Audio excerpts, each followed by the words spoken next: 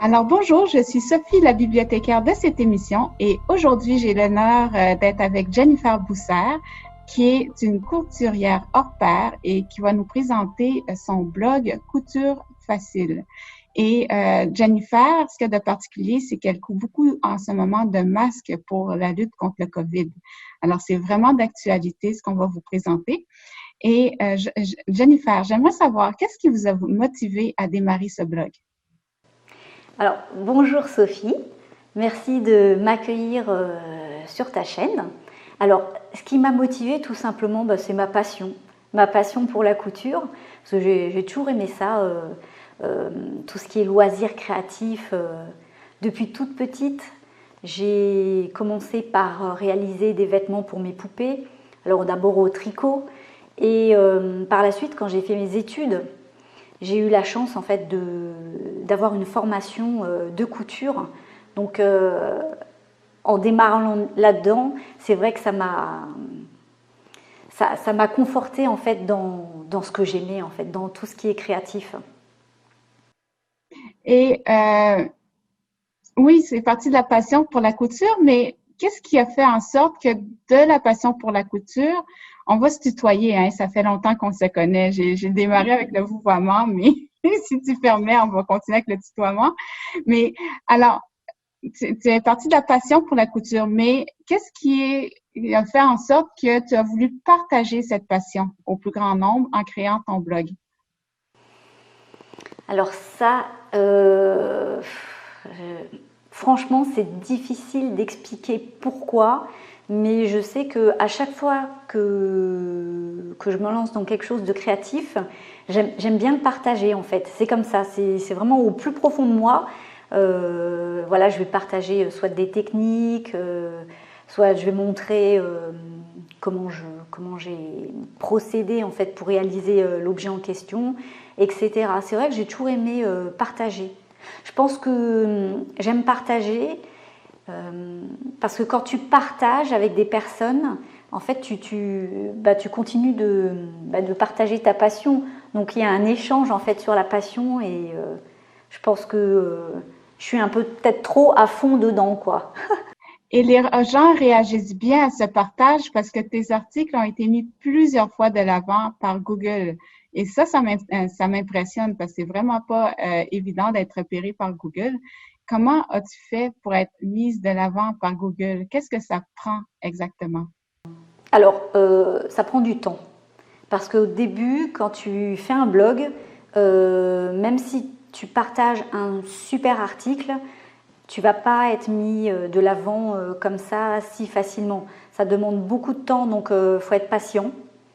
Et une fois que tu as passé ce cap du temps, c'est sûr que si tu présentes un article où il y a peu de contenu, forcément Google va pas le mettre en avant sur sa page d'actualité. Voilà, il faut vraiment qu'il y ait du contenu intéressant. Alors, on va tout de suite aller voir ton blog. Je vais faire un partage écran Oui. pour que les auditeurs puissent le contempler.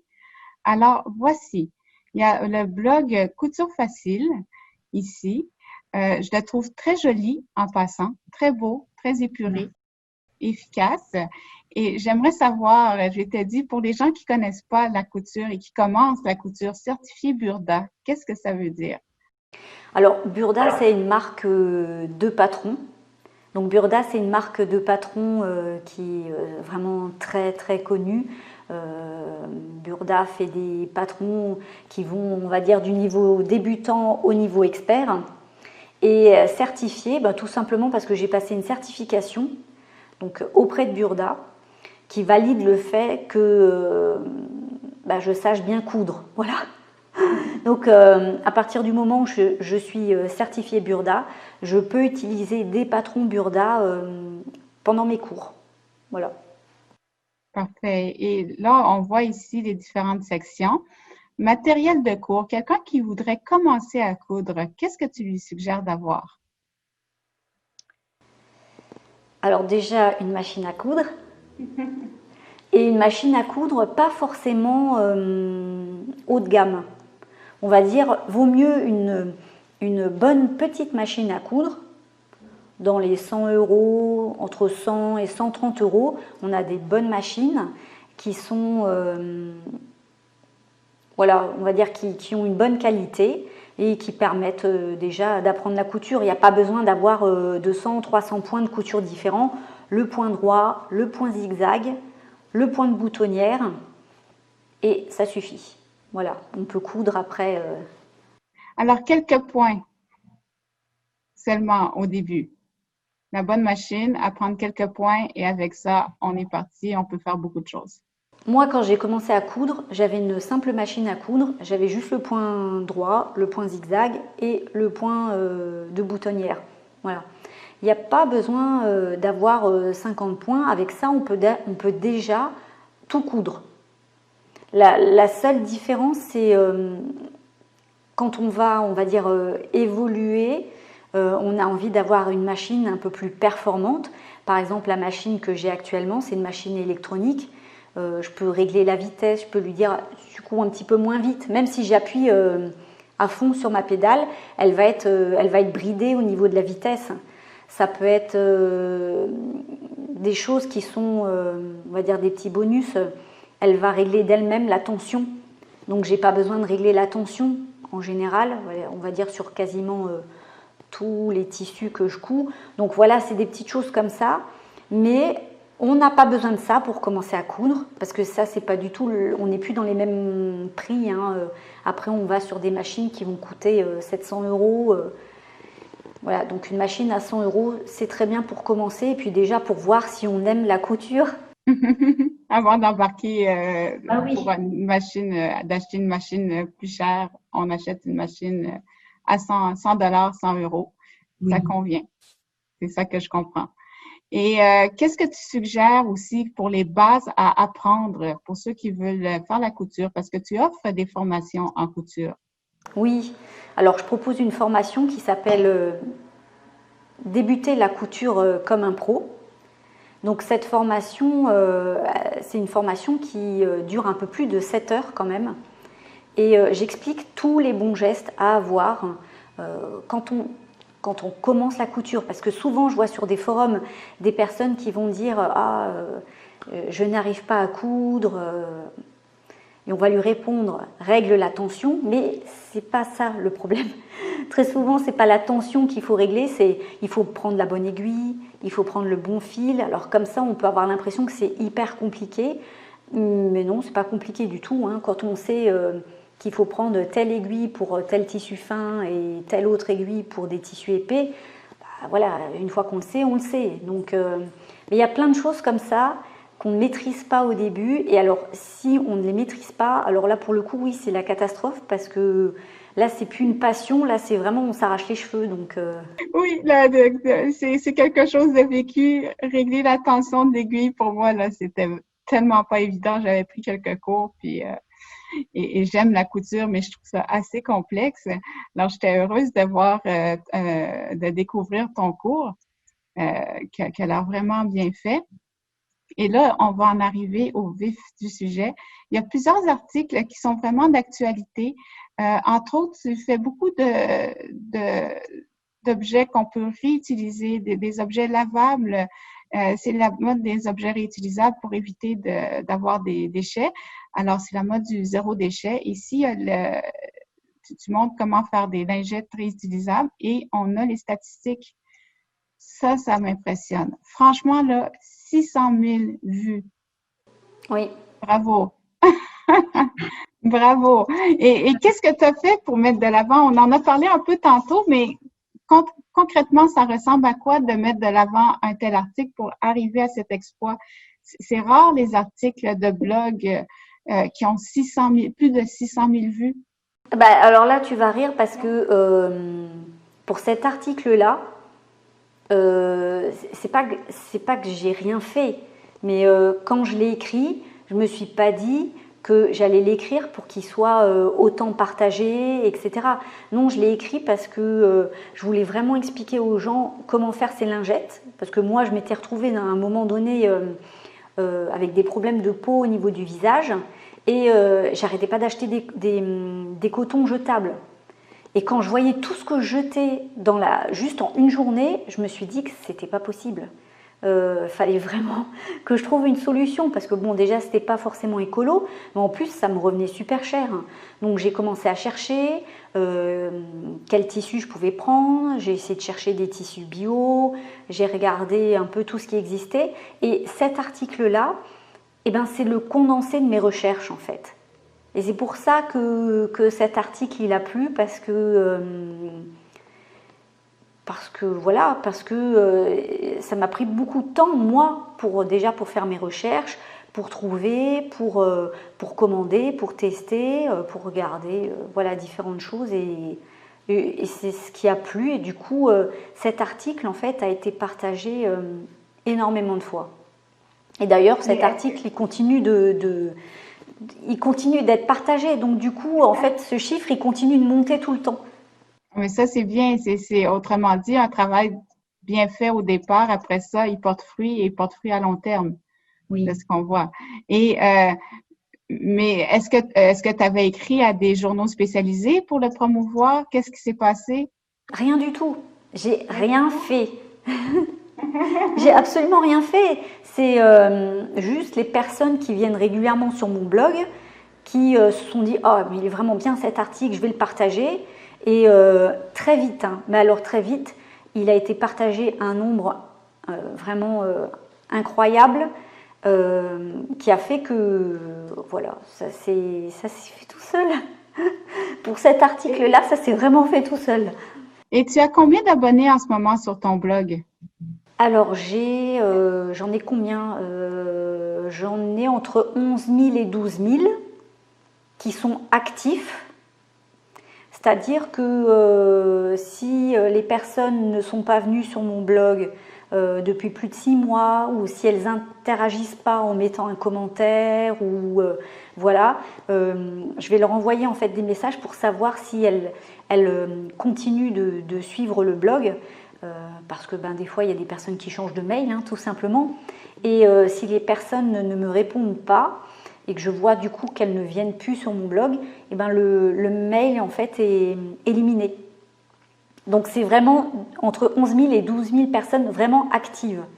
Et j'en ai à peu près 4 000 qui sont pas actifs. Donc ceux-là, régulièrement, ils sont supprimés. Alors, à peu près 16 000, quand Oui. même, quand même. Et ça t'a pris combien de temps, combien d'années pour arriver à ça? Quand as-tu commencé ton blog? Ça fait une dizaine d'années que j'ai commencé, un petit peu plus de 10 ans, mais les 2 premières années à peu près, je mettais pas d'articles sur mon blog. J'ai dû mettre 2-3 articles par an sur les 2-3 premières années. Donc voilà, j'avais très très peu d'articles. Et comment dire, c'était un moment qui était un peu compliqué parce que j'avais créé mon blog et j'ai un de mes enfants qui était tombé gravement malade. Donc du coup, le blog à ce moment-là a été clairement mis de côté. Et ensuite, je l'ai repris. Enfin, je l'ai jamais laissé, mais après j'ai mis beaucoup plus d'articles dessus et du coup, voilà, j'ai eu plus de monde aussi. Mais ça m'impressionne vraiment parce que j'ai l'impression que tu minimises un peu tous les faits que tu as faits parce que de passer de 2, 3 articles de blog et là, tu en écris combien par semaine? J'en écris un par semaine. Un par semaine seulement. Oui. Ce qui est important, c'est la régularité, c'est ça que tu dis. Alors, j'en écris un par semaine. Là, par exemple, j'en ai pas écrit la semaine dernière parce que je suis en train de finaliser ma deuxième formation que je vais mettre en ligne. Mais autant que possible, j'essaye de me tenir à un article par semaine. Alors après, l'article que je mets, en général, c'est pas un petit article. C'est toujours, ça m'a toujours pris du temps quand même hein, pour le rédiger. Donc, je pourrais découper mon article des fois en 4 articles. Hein, ça serait pas un problème. Combien de temps à peu près mets-tu pour un article entre, par exemple, les tests que tu fais, les achats, la couture, la rédaction, la mise en page, le graphisme? J'ai jamais compté, Mais, Ça, c'est la passion. Quand on compte pas, c'est la passion. je sais que j'avais mis combien d'heures pour faire un manteau. J'avais fait un manteau où cette fois-ci, je m'étais entre guillemets chronométré. À chaque fois que j'étais dessus, je regardais le temps que je passais. Je crois que j'avais passé plus de 50 heures juste pour faire le manteau. Et j'ai dû passer, je dis pas au moins autant à rédiger mon article, mais ça n'était peut-être pas très loin. Voilà. Après, ça, c'est vraiment des articles qui sont vraiment très gros. Je mets quand même moins de temps. Mais il y a des articles où j'ai passé vraiment beaucoup, beaucoup de temps dessus et qui n'ont pas forcément été mis en avant parce que c'est des trucs, enfin des sujets qui sont, on va dire, vraiment de niche. Et peut-être à part moi, je ne sais pas s'il y a beaucoup de personnes qui sont intéressées par ça. Enfin, s'il y a quelques personnes, mais je pense par exemple aux poupées mignonnettes. Donc, ce sont des petites poupées anciennes qui ont. Oui, j'avais vu passer les articles. Alors, si on fait la recherche, on Oui. devrait pouvoir le trouver. Au pluriel, les poupées mignonnettes ou au Non, singulier? je crois que j'avais écrit qu'au singulier. Après, je vois pas ce que tu tapes parce que j'ai ma petite tête qui est devant, mais voilà, c'est ça. Oui. Donc, tu vois, celui-là, il a été vu que 1355 fois. Donc après, il faut cliquer dessus. Tu vas aller sur l'article. Alors, on pourrait se dire, oh, bah, c'est beaucoup, 1355 fois, mais par rapport aux autres articles, c'est moins. Alors, si tu descends dans l'article, tu vas voir, il y a plein de photos de ces poupées. Oui. Alors là, c'est la poupée de ma poupée, en fait. Voilà, et puis ces petites poupées-là, elles étaient fabriquées à l'époque. Donc j'essaye de rechercher des documents d'époque. Ça me prend beaucoup de temps. Avec le style d'époque aussi. Voilà, alors ça, c'est des documents d'époque que j'ai pris en photo. Ça, c'est un livre d'une personne qui a écrit sur le sujet plus récemment. Alors là, voilà, ça, c'est des reproductions que j'ai achetées d'époque. La poupée, c'est une vraie poupée, hein. Mais le carton qu'on voit derrière sont des reproductions. Et à l'époque, ça, c'était vendu. Enfin, je veux dire, c'était quand même un truc de dingue, quoi. Tu te dis que on faisait ce genre de choses, et c'était très soigné, je trouve ça vraiment magnifique. Donc, vraiment joli. Et on voit que tu es passionné avec tout le temps. Et là, on est rendu aux 2 tiers de la page et c'est même pas fini. Ça, c'est un très long article. Oui, c'est très très long. Déjà, pour le lire, il faut prendre un bout de temps. Alors, on voit la passion ici, là. C'est pour ça que je dis, je mets un article par semaine, mais il peut être long. Alors, toi, tu conseilles à quelqu'un qui veut créer un blog, tu conseilles justement de faire plusieurs articles comme par semaine, comme tu faisais au début, ou juste un article? Ça dépend. Je veux dire, je pense que les deux solutions se valent. Euh, c'est comme on le sent. Je veux dire, le problème, c'est que quand on commence à découper les articles, si on est comme moi et qu'on parle beaucoup, on se retrouve avec 20 articles qui suivent. Donc après, ça devient la galère. Mais, mais voilà, ça dépend. Je pense que c'est personnel aussi. Je vais continuer à présenter un peu ton site parce qu'il y a un autre article qui a été mis de l'avant aussi par Google, ton article sur les masques. Oui. Alors, masque sans élastique.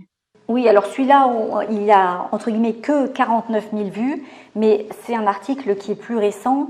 Et l'autre, sur les lingettes, qui était vu 600 000 fois, il est hors jeu celui-là.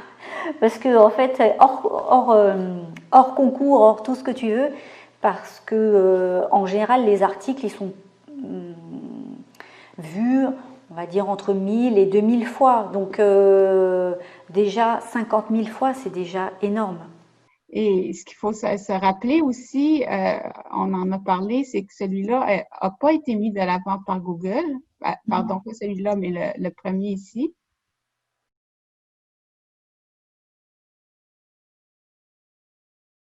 C'était celui-ci, les lingettes. Oui. Alors, les lingettes a été mis de l'avant plus de 600 000 fois et c'était sans l'aide de Google. Oui. Et ici, c'était avec l'aide de Google. Oui, parce que Google l'a mis dans son fil d'actualité. Donc, ça m'est arrivé pour quelques articles où j'ai retrouvé mon article en fait dans la page d'actualité de Google. Alors après, bien sûr, il n'y a que les personnes qui sont intéressées par ça qui vont cliquer. Mais du coup, ça fait des gros pics qui arrivent sur le blog en une seule journée. C'est assez conséquent, hein. Et ici, c'est tout à fait d'actualité avec les masques et le COVID. Qu'est-ce qui t'a poussé à faire des masques? C'était une période où on n'en trouvait pas.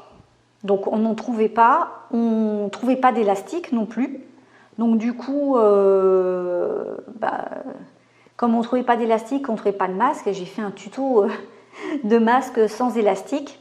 Et avant de faire mon tuto, j'ai travaillé bénévolement pour une entreprise pour produire des masques. Voilà. Donc j'en ai fait pendant 2-3 semaines. Je ne sais même plus combien que j'en ai fait. J'en ai fait un peu plus de 200, je crois. Voilà.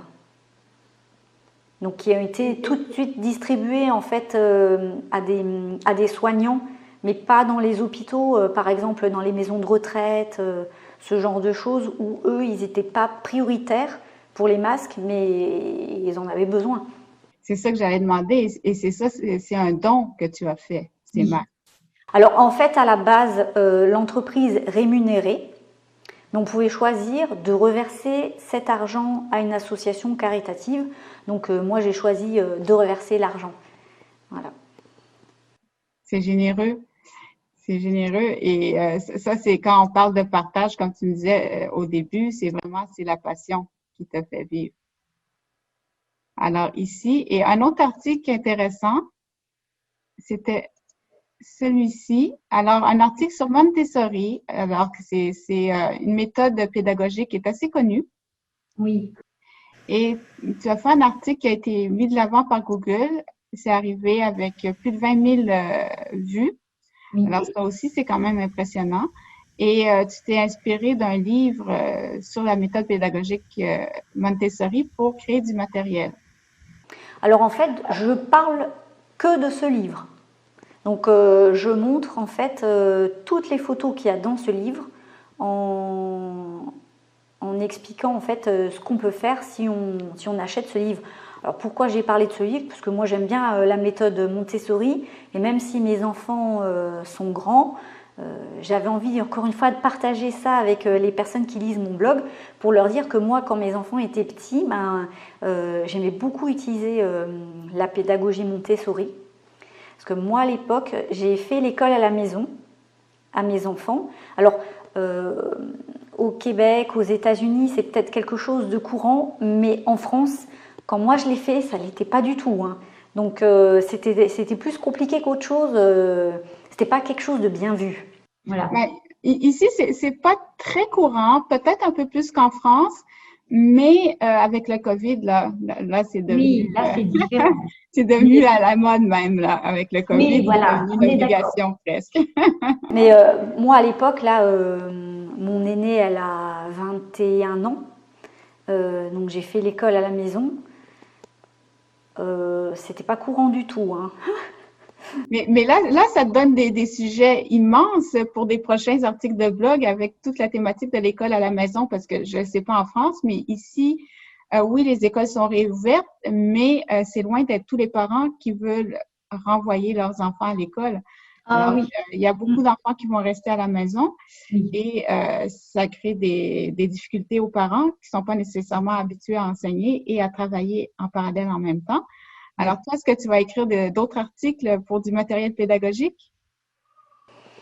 Ben, je ne sais pas. Après, oui, c'est sûr, ça dépend. Si je trouve des livres qui sont bien faits, etc., pourquoi pas, hein, pourquoi pas. Tu me contacteras pour les livres, je pourrais t'aider. Ça, c'est mon dada, les livres. Et il y a différentes méthodes, hein. Il y a la Montessori, mais il y a une méthode japonaise. Il y a différentes méthodes pédagogiques. Oui, la méthode freinée aussi. Alors, il y a plein de méthodes intéressantes quand vient le temps de faire l'école à la maison. Oui. Alors, je repartage l'écran. On continue la visite. Et là, je vais sur Wikipédia. Moi, j'aime beaucoup Wikipédia. Et là, il y a un petit article sur Wikipédia. En fait, je trouve un peu dommage parce qu'il est très court, l'article. Alors, s'il y a des contributeurs qui veulent contribuer pour Wikipédia, cet article, je pense qu'il pourrait en avoir besoin. Et on dit que c'est une ébauche concernant la mode du vêtement. Mais on parle bien de couture. Et ce qui est dommage, c'est que c'est la mode du vêtement et le vêtement, mais la couture, ce n'est pas que ça. Ce qu'on vient de voir là. La mode et le vêtement. Mais je pense qu'en fait, c'est plus, on va dire, à la base, si on repart quelques siècles en arrière, on cousait pour se faire nos vêtements. Donc je pense que c'est plus dans ce sens-là qu'ils l'ont marqué. Voilà.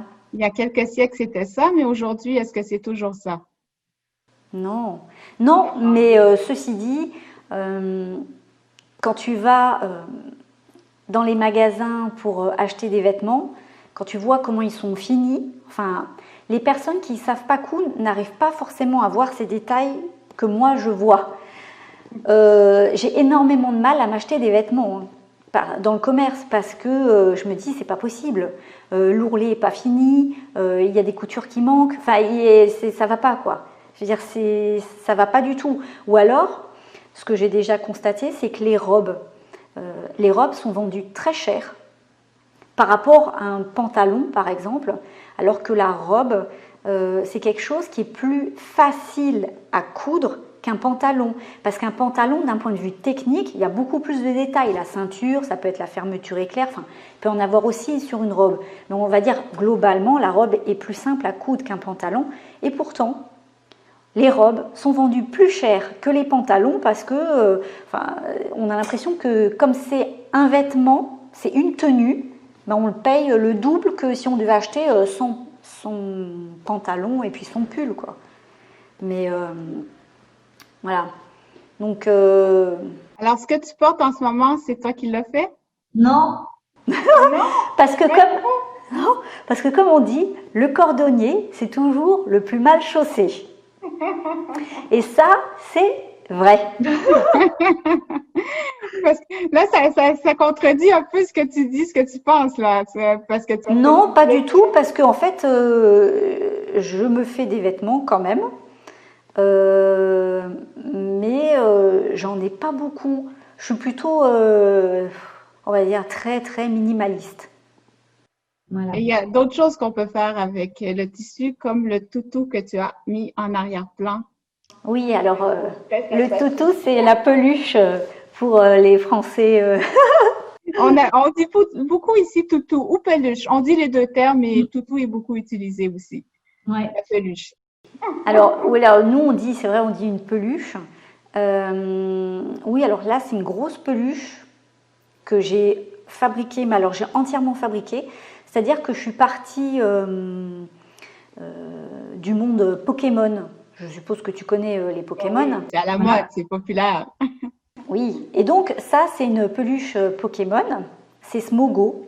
Et Smogo, donc mon fils voulait que je lui fabrique une peluche Pokémon.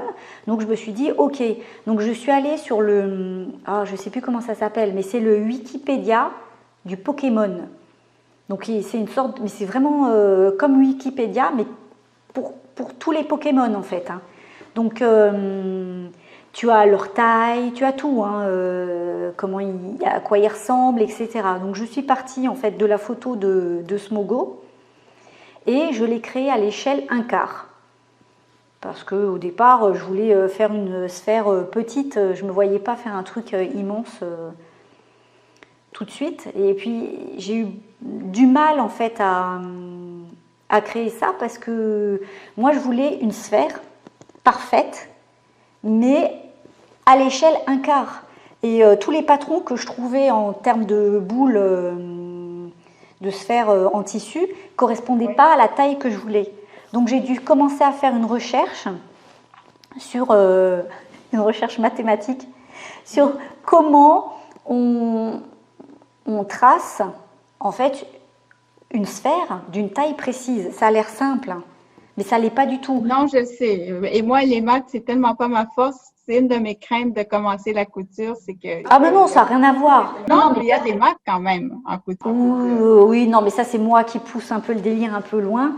Et sur mon blog, donc là j'ai fait une suite d'articles où donc la peluche Smogo, où j'explique en fait la formule mathématique que j'ai utilisée. Alors la formule mathématique, ça dessine une courbe, une fonction, et après il faut prendre une partie de cette fonction que j'ai imprimée. J'ai retracé cette fonction, ça m'a donné des formes que j'ai utilisées ensuite pour coudre, enfin, c'est un peu compliqué, mais que j'ai utilisé pour coudre cette peluche. Et une fois que je l'avais fait en taille 1/4, comme j'ai vu que ça marchait bien, je l'ai fait en taille réelle. Donc je me suis dit, voilà, si les Pokémon vivaient vraiment dans notre monde, ben lui, il aurait cette taille. Voilà. Parce qu'il y en a des beaucoup plus grands, hein, qui rentreraient même pas dans la pièce. Hein. Donc ceux-là, je les ai pas faits. C'est bien imaginé. Et là, pendant que tu me parlais, moi, je suis tellement curieuse, je suis allée faire une recherche et je me demande si ce site-là que tu as utilisé. Non, c'était pas le Pokédex. C'était comment ça s'appelle? C'est pas Wikipédia, c'est Poképédia, je crois. Poképédia, un truc comme ça. Mais je crois que oui, il doit y avoir le Pokédex peut-être qui en fait partie. Mais c'est Poképédia. Voilà, c'est le premier là que tu vois. Voilà, c'est le Wikipédia des Pokémon. Des Pokémon. Mais c'est vraiment un truc de dingue. Hein. Ah oui. Ah, mais là, je découvre deux belles bases de données. Je pense que j'allais y faire un tour. Alors, le Pokédex, que je connaissais pas, et Wikipédia, mais spécialisé pour Pokémon. Oui. Alors ça, c'est pour les fans. Et moi, j'en vois qui jouent dans mon coin, là, et même des adultes, autant des adultes que des enfants qui jouent encore là, avec leur téléphone. Et genre... Oh bah ils doivent connaître. Hein. Et je pense qu'ils doivent connaître ces sites. Il y en a qui arrêtent en voiture, il y en a d'autres qui sont à pied, ils s'arrêtent et pour jouer. Et je me demande, mais qu'est-ce qu'ils font? Et c'est ça, ils jouent au Pokémon. Alors ça doit être populaire aussi, tous les toutous, les oursons. Ça, est-ce que, comme la poupée mignonnette de tantôt, ça est-ce que ça fait partie de tes projets que tu fais souvent? Non, mais des fois j'aime bien revenir un peu au monde des poupées. Parce que je sais pas, retomber en enfance, voilà, je trouve que c'est, je sais pas, peut-être que j'en ai besoin. Tu vois, c'est un monde un peu, c'est les poupées, donc c'est pas les masques contre le Covid. Je veux dire, c'est le monde des poupées, c'est pas le même monde. Et là, j'ai fait une petite recherche. Je suis allée voir à la Bibliothèque nationale du Québec. Il y a vraiment beaucoup, beaucoup, beaucoup de livres sur la couture. Oui. Toi, qu'est-ce que tu recommandes comme livre? Est-ce que tu recommandes des livres, premièrement, sur la couture? Est-ce qu'il y en a que tu recommandes? Qu'est-ce qu'un bon livre devrait avoir comme contenu? Alors pour moi, les livres devraient être très détaillés, c'est-à-dire le patron déjà en taille réelle, parce qu'il y a énormément de livres. Le patron ne peut pas être mis en taille réelle pour une question de coût, tout simplement. Donc du coup, on se retrouve avec des patrons qui ne sont pas en taille réelle, qu'il faut aller faire agrandir avec une photocopieuse. Bon, déjà, je trouve pas ça pratique. Donc pour moi, un bon livre, c'est un livre qui propose un patron en taille réelle. Et puis c'est un livre aussi qui va donner beaucoup d'explications si on est débutant. Parce que moi, j'ai pas besoin de beaucoup d'explications. J'ai mes 3 petites lignes qui vont me dire assemble cette pièce avec celle-là, c'est bon. Mais la plupart des personnes n'y arrivent pas parce qu'il n'y a pas de détails ou il n'y a pas de photos qui montrent en fait vraiment comment il faut procéder. Et ça, je trouve ça, c'est un manque. C'est un manque. Oui. Et quand est-ce que tu vas écrire ton best-seller? Ben moi, je fais mes formations. Alors là, pour le coup, ça va dans le détail, hein. Je montre bien, voilà, j'explique. J'ai fait des fiches. Alors, formation ici, on les avait montrées. Oui, voilà, donc c'est la première qui est pour le module 1, c'est pour débuter la couture. Donc c'est pas que pour débuter la couture, il y a des personnes en fait qui savent coudre depuis 15 ans, qui ont quand même suivi la formation et qui m'ont dit j'ai appris des choses. Donc, donc voilà, c'est soit pour apprendre, soit pour revoir ses bases ou pour se dire je vais vraiment au fond des choses. Donc Un peu perfectionniste, on pourrait dire. oui, un peu trop peut-être même. Et ici, je suis allée voir encore d'autres livres sur la couture. Alors, j'aime bien, moi, toujours peaufiner la recherche pour montrer ce qu'il y a. Et c'est possible de venir ici peaufiner la recherche, soit en choisissant des types de documents comme les ressources électroniques. Ça, c'est de plus en plus à la mode avec le COVID. Les gens osent moins emprunter qu'avant, malheureusement. Et ici, j'ai fait la recherche pour ton livre sur la technique, la méthode Montessori. Ils l'ont pas à notre bibliothèque nationale, mais il y a d'autres livres, par contre. Alors, j'ai déniché 2 livres sur la méthode Montessori, ce qui est intéressant. Je poursuis. Alors, Renaud-Bré, c'est une des grandes librairies, c'est la grande librairie qu'on a ici, la librairie francophone. Alors, et ici, on peut voir, bon, 273 articles trouvés, mais c'est toujours un peu étrange les résultats de recherche quand je fais des recherches sur ce site. Comme là, j'ai des choses sur la préhistoire, alors que c'est pas ça que je demande du tout. Oui. Mais on voit quand même quelques livres sur la couture. Et sinon, pour afficher tous les résultats, on retrouve... Mais en fait, c'est ça, ça va être des livres sur tout ce qui est proche de la couture. Oui, les loisirs créatifs. Les loisirs créatifs, justement. Chez Chapter, c'est la grande librairie anglophone. Et ici, c'est beaucoup plus précis ce qu'on retrouve. Alors, si on met Sewing Machine, alors on retrouve beaucoup plus ce qu'on recherche vraiment sur ce site. Alors, j'aime bien faire des comparaisons de moteurs de recherche comme ça. Et ici, qu'est-ce que j'avais? Ah, ici, c'est des recherches sur le Pokémon. Voilà, je suis arrivée au bout de la recherche. Et quels sont tes prochains projets? Alors déjà, c'est terminer ma formation parce que la deuxième formation, donc c'est la suite de débuter la couture comme un pro. Donc la deuxième formation, c'est réaliser les coutures d'assemblage comme un pro. Donc là, on va voir toutes les coutures, enfin celles qui sont utilisées le plus souvent pour confectionner des vêtements, des articles textiles, etc. Donc là, je vais apprendre toutes les techniques de couture, la couture anglaise, la couture rabattue, voilà, toutes ces petites choses qu'il faut maîtriser. Et puis quand j'aurai fini celle-là, ben, j'en ferai une autre. Alors, tu as le vent dans les voiles, comme on dit, vraiment. Oui. Oui, mais si je comprends bien, là, maintenant, tu fais ça vraiment à temps plein. Oui, bah là, oui, oui. Au début, c'était pas ça. Au début, c'était du temps partiel, c'était... C'était plus que du temps partiel. C'était... je pouvais être des fois tout le temps dessus et puis après faire une pause pendant 2 mois. Parce que j'avais besoin de penser à autre chose. Ou... Après, c'est vrai que des fois, on est rattrapé aussi par son quotidien. Et ça, c'est pas toujours facile. Et comme dernière question, Jennifer, qu'est-ce que tu conseilles à quelqu'un qui rêve d'avoir un blog aussi populaire que le tien et qui n'a pas encore commencé? Alors, qu'est-ce que tu lui conseilles? Alors, moi, avant d'ouvrir ce blog-là, j'ai commencé par faire un blog qui était sur des sites où on paye un abonnement mensuel. Oh, ça devait coûter entre 7 et 10 euros par mois. Et je n'avais rien à gérer. C'est-à-dire que j'avais juste à écrire mes articles et à rentrer mes photos. J'avais pas besoin de gérer les plugins, j'avais pas besoin de gérer les sauvegardes, J'avais pas besoin de gérer si jamais il y avait un problème sur le site, puisque en fait, c'était ce site qui gérait tout ça. Donc d'abord, j'ai commencé sur ce genre de site pour, on va dire, me faire un peu la main. Et puis quand j'ai un peu mieux maîtrisé l'informatique, là, je me suis dit, ah, mais j'aimerais bien modifier telle chose sur ce site, et là, je ne peux pas le faire. Donc il faudrait que je change et que je me forme un peu plus. Mais démarrer tout de suite un site comme ça où on crée tout de A à Z, c'est quand même compliqué.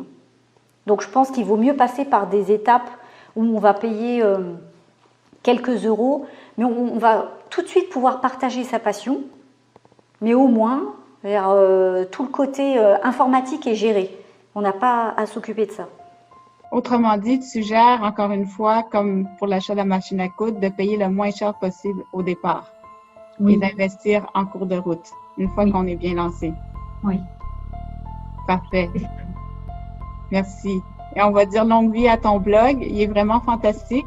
Et on va se dire probablement à une prochaine fois pour une autre entrevue, si tu le désires.